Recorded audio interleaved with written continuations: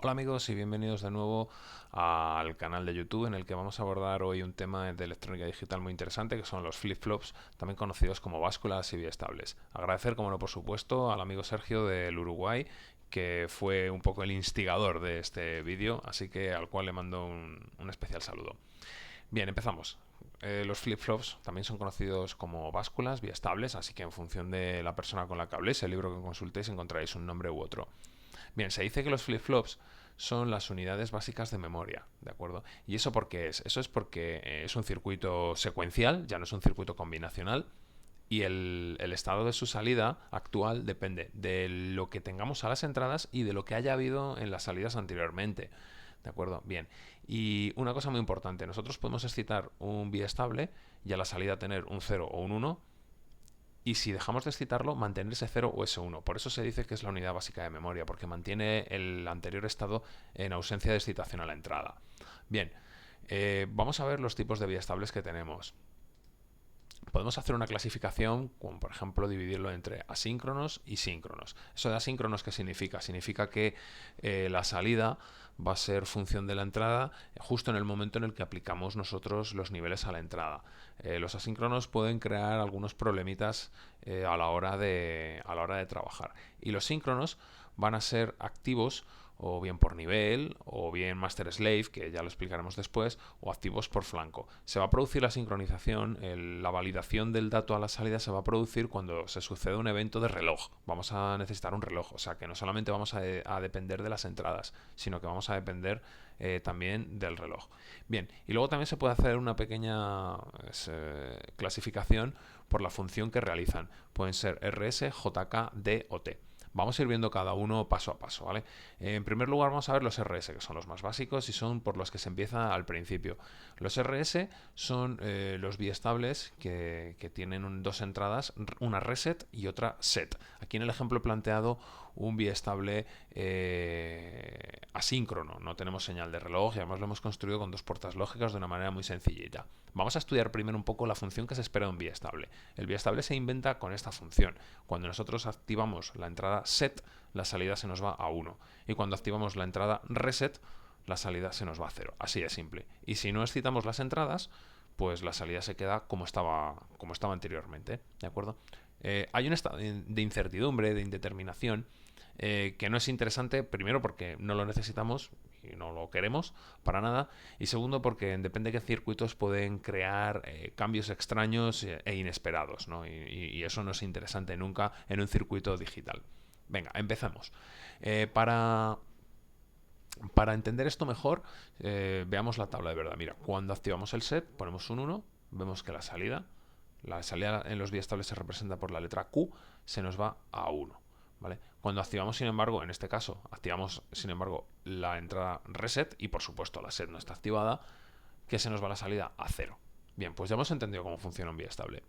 ¿Qué pasa cuando dejamos de excitar las entradas en un biestable RS? O sea, ponemos dos ceros a la entrada. Pues que se mantiene el valor de las anteriores salidas. Esto quiere decir la Q, la salida, y en T-1, en un tiempo anterior al actual. ¿Vale? El tiempo, la salida actual la representamos por Q sub T y aquí la salida anterior Q sub T-1. Esto lo que quiere decir es que mantiene el valor de la salida anterior. Normalmente los biestables suelen tener dos salidas, la convencional y la negada. La negada, como veis, siempre es lo contrario de lo que tengamos en la salida convencional. Si queréis analizar el circuito, ayudando desde esta tabla de verdad de las puertas NOR, comprobaremos que cuando excitamos las dos entradas nos vamos a ir a 0,0, ¿de acuerdo? Pero puede crear problemas, así que yo no lo recomiendo. Este es el símbolo de un biestable RS asíncrono, dos entradas, R, la S, y aquí tenemos la salida Q y la salida Q negada. Se puede construir, esto suele venir mucho en los tutoriales y en los libros de electrónica digital, sobre todo al principio cuando se explica el biestable RS, se construye, ¿no? con dos puertas lógicas. Lo podemos hacer con las puertas NOR en este caso y con puertas NAR. Para entender este circuitillo hay que ayudarse de esta tabla de verdad. Es interesante ver que una puerta NOR siempre va a dar a su salida 0 siempre y cuando tengamos un 1 en la entrada. Bien, a partir de ese pequeño dato, pues nosotros vamos a conseguir analizar este circuito. También hay otra curiosidad. Cuando en una puerta NOR metemos un 0 en cualquiera de sus entradas, la salida de esa puerta NOR va a ser la otra entrada negada. Veamos, si pongo un 0 en la A, la salida va a ser B negada. Veis que B vale 0, si lo niego vale 1 y eso es lo que vale la salida. A la ponemos otra vez a 0. ¿Y cuál será la salida? B negada. Obviamente B vale 1, negada 0. Aquí, por ejemplo, tenemos un 0 en B. Pues entonces la salida será A negada. Tenemos un 1, pues se convierte en un 0. Bien, a partir de ahí, imaginemos que nosotros escribimos un 1 aquí, ¿vale? Bueno, y no sé si ese es el reset o ese es el set. Y nosotros, además, ponemos otro 0 aquí. Bueno, pues sabíamos, por lo que hemos dicho antes, que siempre que haya un 1 en la entrada, vamos a tener un 0 en la salida. Así que esta puerta se nos va a ir, evidentemente, a 0. Lo vamos a marcar. Bien, si aquí tenemos un 0 y aquí tenemos un 0, nos venimos a la tabla de verdad, 0, 0, la salida 1. Por lo tanto, he activado con un 1 y aquí se me viene a 0, parece bastante evidente que esta va a ser la entrada de reset, ¿de acuerdo? No obstante, lo podemos verificar luego después haciendo la otra combinación. Vamos a borrar los valores que hemos introducido anteriormente y ahora vamos a comprobarlo. Veamos, ahora vamos a meter, en vez de un 1 y un 0, vamos a meter un 0 y un 1. Ponemos un 0 aquí y un 1 aquí. Hacemos el mismo ejercicio. Siempre que en una puerta NOR metemos un 1 en cualquiera de sus entradas, la salida será 0.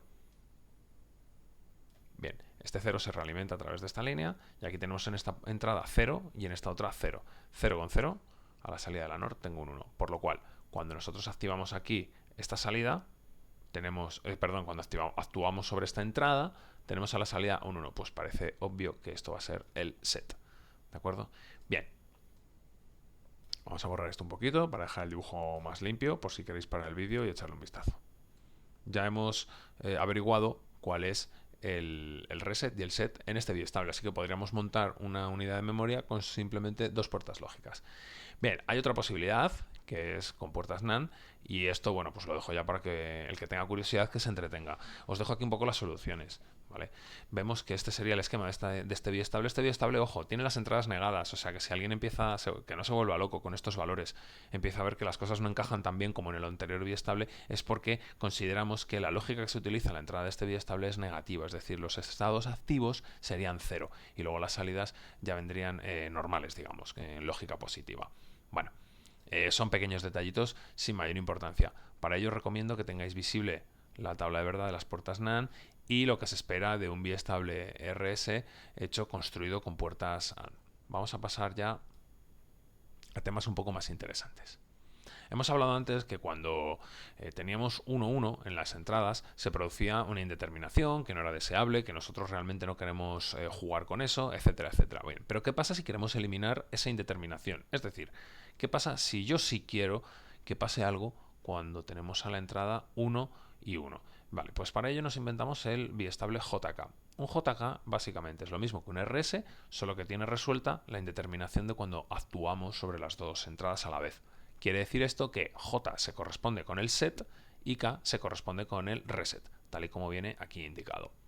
Vale, el comportamiento es exactamente el mismo. Como veis, si actúo sobre la K, que es el reset, la salida se me va a 0. Si actúo sobre la J, que es el set, la salida se me va a 1.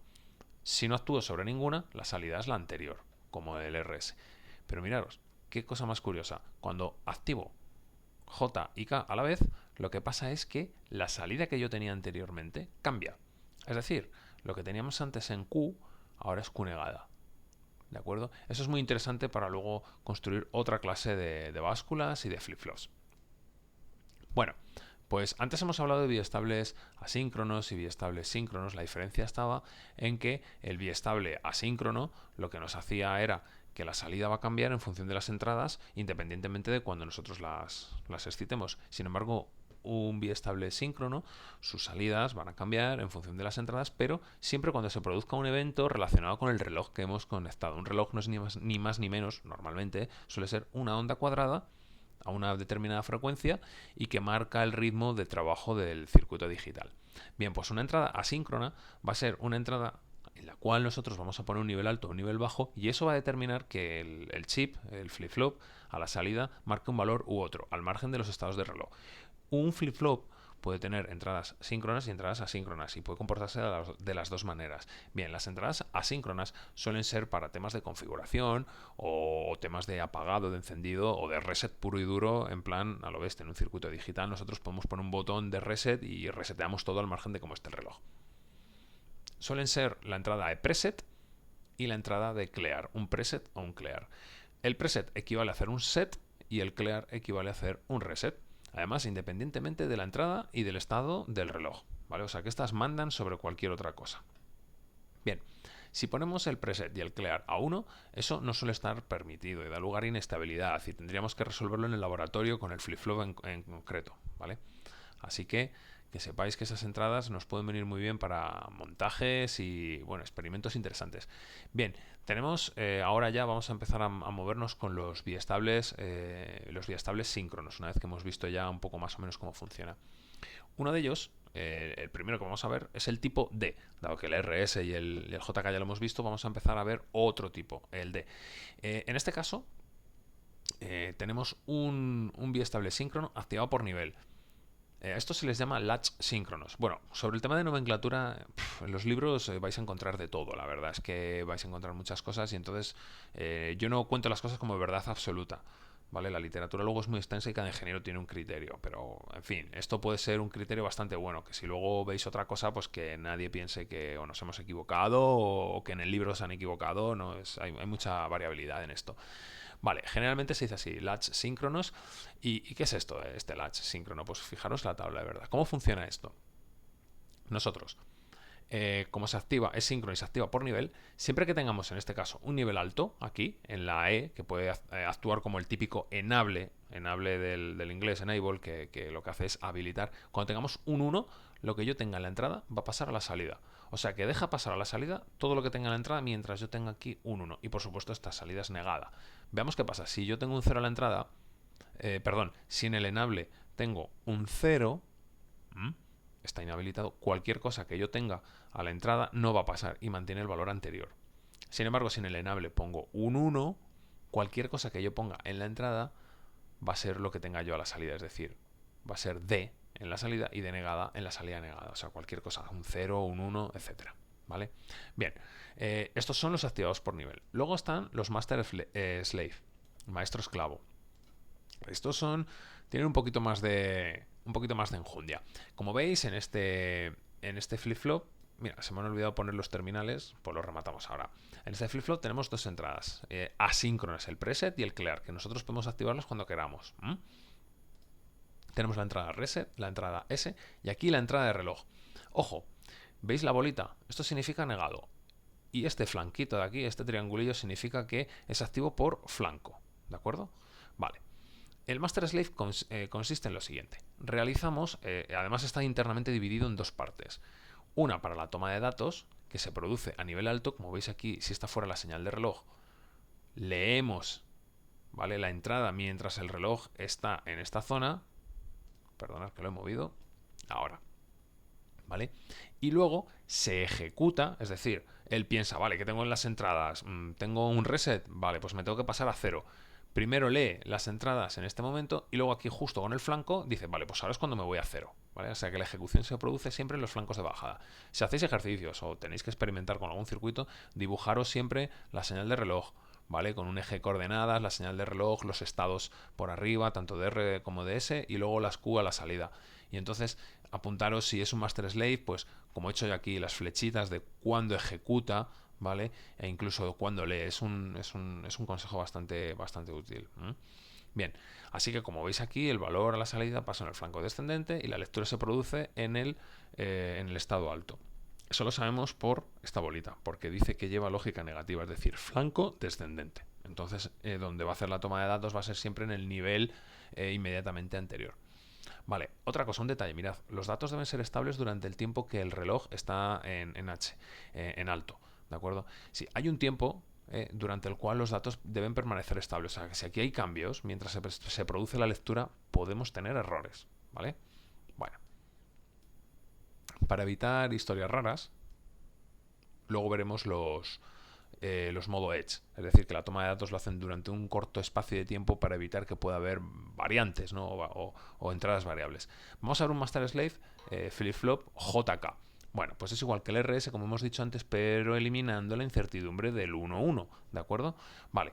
No tenemos la indeterminación de cuando las dos entradas están activas, es decir, cuando activamos J es como un set, cuando activamos K es como un reset, si ponemos las dos a 0 mantiene el valor anterior, y si excitamos las dos entradas J y K, lo que hacemos es cambiar las salidas, es decir, si antes teníamos un 1 en la salida, ahora tendríamos un 0.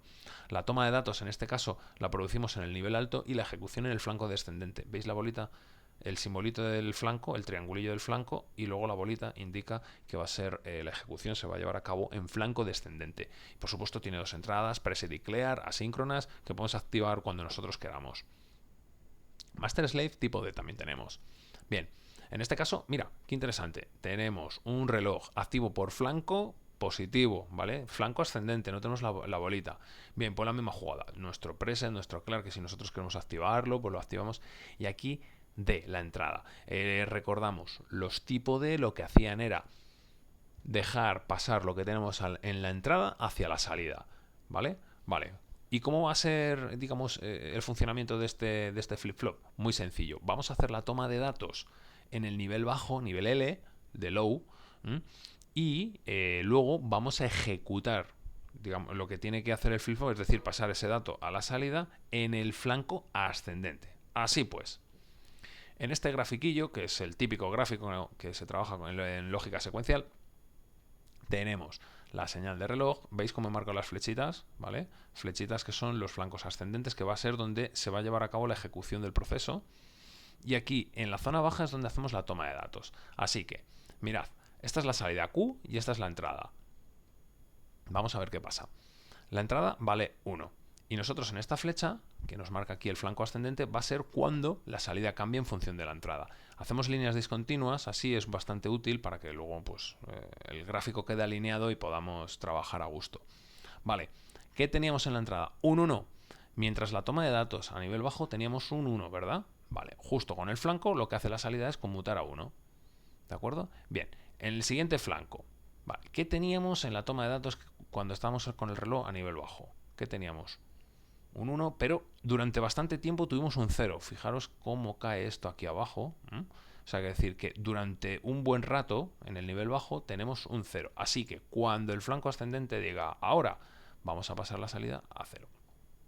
Si este estado se acercara más al flanco, podríamos tener problemas, porque el tiempo que le hemos dedicado a la toma de datos podría no ser suficiente en los master slave, ¿eh? Así que yo he querido poner aquí este escaloncito con tiempo suficiente, pero si yo me lo llevo más para acá, podríamos tener problemas. Y eso hay que dirimir en laboratorio, viendo las hojas características, el tiempo que necesitamos. Aquí, por ejemplo, en este flanco, ¿qué va a pasar? Bueno, pues si la entrada valía 0, pues justo con el flanco, fijaros que la toma de datos la está haciendo a 0, justo en el flanco seguimos en 0. Aquí cambia la entrada, se va a 1, estamos tomando datos en esta zona, y entonces, ¿cuál es el dato? 1. En el flanco lo que hacemos es llevar ese 1 a la salida, y aquí conmuta. Y aquí en este flanco, ¿qué hemos tomado anteriormente como lectura? Pues hemos tomado un 1, y en el flanco pues seguimos en 1, ¿vale? No hace falta que cambie. Bien, esto de los gráficos es bastante habitual en ejercicios de este tipo. Vale, como decía antes, mirad, aquí ya viene escrito que los master slave tienen un tiempo de toma de datos bastante amplios. Entonces, no es conveniente que haya cambios en ese intervalo. Y para evitar esos inconvenientes, vamos a utilizar los modo edge, los tipo edge, que son en modo flanco. Y eso consiste en que la toma de datos se hace en un intervalo de tiempo muchísimo más pequeño, en pequeños instantes antes del flanco. ¿De acuerdo? Cuidado. Igual que con los master slave, hay que garantizar que ese tiempo sea suficiente para la toma de datos. Si ajustamos demasiado, pues estaríamos teniendo también problemas, ¿vale? A nivel comercial tenemos JK y D, como pone ahí. Vamos a ver el ejemplillo en un JK. Este os dejo que lo analicéis vosotros. Fijaros que marco los flancos ascendentes, donde vamos a hacer la... Pues aquí probablemente lo que estoy viendo es un error bastante grave de bulto, porque mira lo que he dibujado. He dibujado la pelotita indicando que es flanco descendente y mal, porque no debería de ser, puesto que yo he marcado los flancos ascendentes y son donde los he trabajado. Así que lo que voy a hacer es, aprovechando la coyuntura, rectificar y quedamos como un señor, ¿vale? Bien, vamos a tener flanco ascendente, entonces en los flancos ascendentes va a ser donde se produzcan los cambios y vamos a valorar el estado de JK y sabiéndonos la tabla de verdad de nuestro JK, pues veremos qué está pasando a la salida. La toma de datos se produce instantes antes del flanco. Por ejemplo, voy a poner de ejemplo el primero y el segundo. En este flanco ascendente teníamos J vale 1, K vale 0. J es como un set, así que se nos va a ir a 1 en cuanto llegue el flanco. Llega el flanco ascendente, conmutamos a 1. En este flanco, ¿qué teníamos? Pues seguíamos con J a 1 y K a 0, así que sigue en set, seguimos. ¿Aquí por qué cambia? En este flanco, en el tercer flanco, tenemos J a 0 y K a 1, eso significa reset. Así es que la salida, ¿vale? Hemos hecho la lectura momentos antes, tenemos un reset, la salida se nos va a ir para abajo. Y así sucesivamente. Bueno, el resto de flancos os dejo a vosotros que los analicéis porque si no el vídeo se hace muy largo. Bien, tenemos también otro tipo, este es bastante rarete, no suele ser muy habitual, que es el cierre de datos. No es muy frecuente, como pone ahí, pero también soluciona los problemas de inestabilidad en la toma de datos. Es decir, coge y toma los datos en un flanco, por ejemplo, el flanco descendente, y ejecuta lo que tenga que ejecutar en el flanco ascendente. Es decir, lo que hacemos aquí es reducir muchísimo el tiempo de toma de datos para evitar la inestabilidad porque puede haber posibles cambios mientras estamos trabajando. Otro tipo de biestables es el biestable T, que no deja de ser más que un JK al cual le ponemos, digamos, una entrada. ¿En qué consiste? Pues mira, si excitamos la entrada T con un 1, la salida va a cambiar en cada flanco de reloj, en el estado que corresponda. Y si ponemos un 0, se va a mantener como estaba. Claro, eso es lógico. Fijar que si yo pongo un 1 aquí en J y en K, JK igual a 1, lo que pasaba era que en cada flanco lo que vamos a hacer es que cambia la salida anterior. Si antes teníamos un 0 va a pasar a 1 y si teníamos un 1 va a pasar a 0. Si ponemos T igual a 0, es decir, J0, K0, lo que va a hacer es mantener los valores anteriores. Así que este es muy, muy sencillo. Se suelen utilizar, es un poco especial, este se suele utilizar para hacer divisores de frecuencia en señales de reloj. Pero bueno, eso lo veremos en próximos tutoriales. Vale, que sepáis que el biestable T tiene esta tabla de verdad, que si le ponemos un 1 en cada flanco de reloj, lo que nos vamos a encontrar es que la salida cambia al estado opuesto. Aquí tenemos otro un poquito especial, como pone ahí. Vale, este es como si tuviéramos un T, ¿de acuerdo? Un biestable T, pero siempre con la T igual a 1. Es decir, este siempre, en cada golpe de reloj, va a cambiar el estado. Siempre va a cambiar el estado. Si antes Q valía 1, ahora va a valer 0. Y si antes valía 0, ahora va a valer 1. ¿De acuerdo? Si os fijáis, es muy sencillo. Mirad, como ponemos en D la salida opuesta a la salida actual, en cada golpe de reloj lo que vamos a hacer es cambiarla. Si aquí teníamos un 0, aquí por supuesto tendremos un 1. En el siguiente flanco de reloj, este 1 se realimenta y pasa a la salida. Entonces aquí tendremos un 0. Y en la siguiente pasará el 0. Y luego en la siguiente pasará el 1.